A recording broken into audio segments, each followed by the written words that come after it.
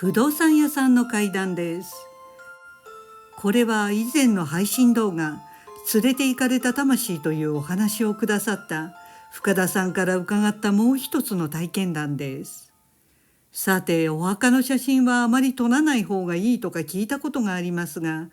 今回はそのお墓の写真から話が始まります。もうすぐ還暦を迎える深田さんは東京新宿で不動産業をされています。深田さんには3人の娘さんがいたのですが、そのうち一番下の娘さんはすでに8年前に他界されています。深田さんはもともと霊感体質で不思議な写真が撮れたり、心霊体験もよくしていました。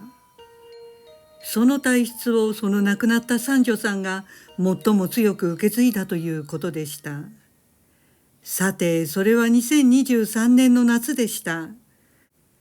深田さんと奥さん、そして深田さんの亡くなった娘さんの忘れがたみのお孫さんと3人でご先祖のお墓参りに行った時のことです。深田さんは20年前、実の父親と折り合いが悪くなり、それ以来実家とは疎遠になっていました。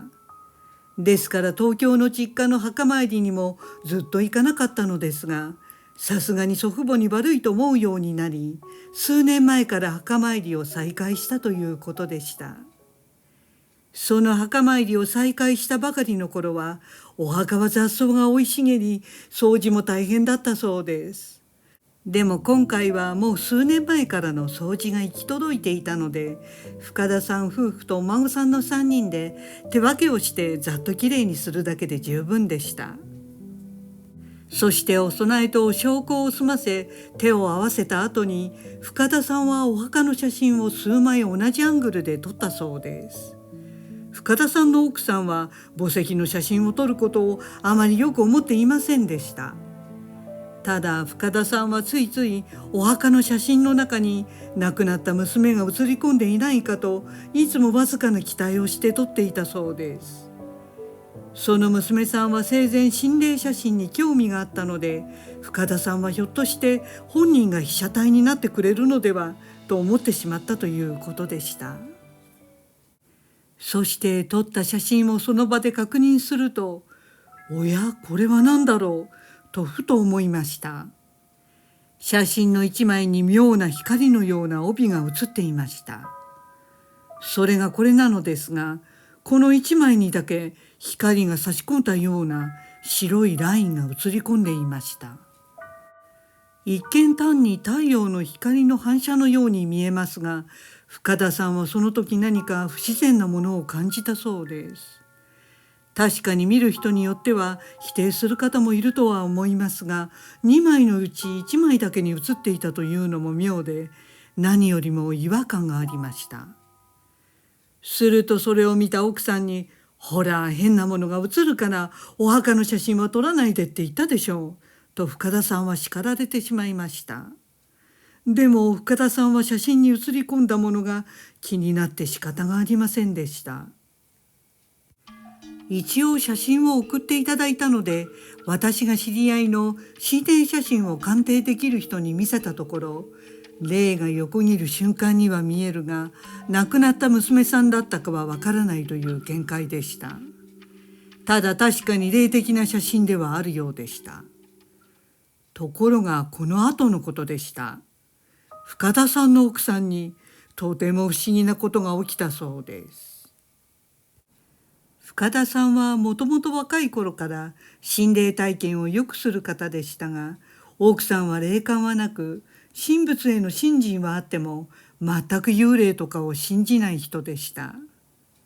さて、墓参りを済ませたその日の夜でした。奥さんだけ自宅に戻り、深田さんはその夜はお孫さんと事務所に泊まりました。深夜を過ぎ、夜明け少し前ぐらいだったそうです。自宅で一人ぐっすり寝ていた奥さんが突然目が覚めたそうです。疲れて熟睡していたはずなのに不思議に起きてしまったのです。するといきなり全身がストンと重くなり、体が全く動かなくなりました。それは心霊を信じない奥さんが初めて金縛りを体験した瞬間でした。深田さんからよく聞いていたので、これが金縛りだと分かったのですが、その金縛りはかなり強く、まるで体に遠心力がかかったようになり、首すら動かすことができなかったそうです。奥さんはどうしようとパニックになり、落ち着こうと必死でした。ところが不思議なことに、固定された人形のように全く体が動かせないのにもかかわらず、今寝ている寝室のあらゆる箇所が見えていました。こんな奇妙な感覚は初めてで、逆に部屋の隅から隅まで見えているのが恐ろしかったそうです。しばらくして奥さんは突然強い気配にハッとしたそうです。すると自分の横にいつの間にか女性が立っていたのです。それは白い着物を着た見たこともない女性で、奥さんを無表情でじーっと見下ろしていました。奥さんは息を飲んでその恐ろしい様子を見ていたそうです。そしてすぐその女性は生きている人ではないと分かりました。奥さんはその時ひどい緊張状態で背中に冷や汗をかき、相変わらず声を出すことも体を動かすこともできずにいました。するとその女性はいきなりくるりと背を向けて部屋からスーッと滑るようにゆっくり出て行きました。そして玄関に一番近い部屋の中に、その引き戸を開けることなくまたスーッとすり抜けるように入っていきました。そして女性が部屋の中に消えていくと、キッチンの方から突然10匹もの猫たちが現れて、その女性を追いかけるように部屋の中に入っていったそうです。深田さん宅では猫は飼っていないので、どこからやってきた猫たちなのか不可解でした。ですから猫たちもやはり生きている猫ではなく、